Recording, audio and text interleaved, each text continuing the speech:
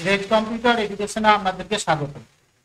আজকে আমরা শিখব মাইক্রোসফট এক্সেল অফিস 2013 এই টেবিলের কাজ। এই টেবিলে দেখুন আমাদের সিরিয়াল নাম্বার আছে, নেম আছে, ক্লাস আছে, রোল আছে, নিউমেরিক আছে। এখানে অনেকগুলো সিট আছে, দেখুন সোয়াতা বলে একটা সিট, অভিরামপুর, জামতারা, ভালকি, জয়রামপুর, এরাল, এভাবে অনেকগুলো ওয়ার্কশিট এখানে আছে।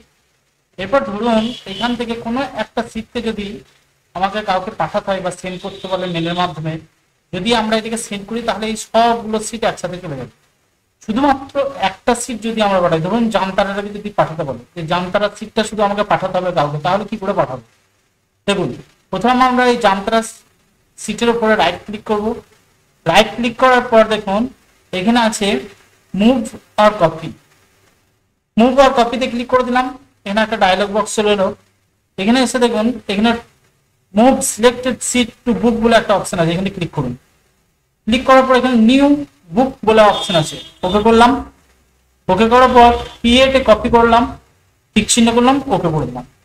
ওকে করার সঙ্গে সঙ্গেই দেখুন এখানে যতগুলো সিট ছিল সব চলে গেছে, শুধুমাত্র জামতারার যে সিটটা সেটা রয়ে গেছে। এরপর এটা আমরা সেভ করে সেন্ড করে দিলেই শুধু জামতারার সিটটাই যাবে।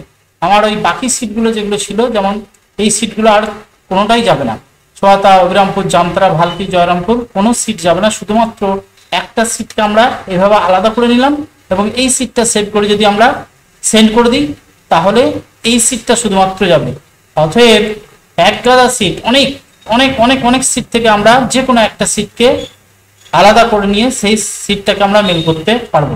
যদি ভিডিওটা ভালো লাগে অবশ্যই লাইক করবেন, কমেন্ট করবেন, শেয়ার করবেন। আর চ্যানেলে যারা নতুন এসেছেন চ্যানেলটিকে অবশ্যই সাবস্ক্রাইব করবেন। ভিডিওটা দেখার জন্য আপনাকে অনেক অনেক ধন্যবাদ।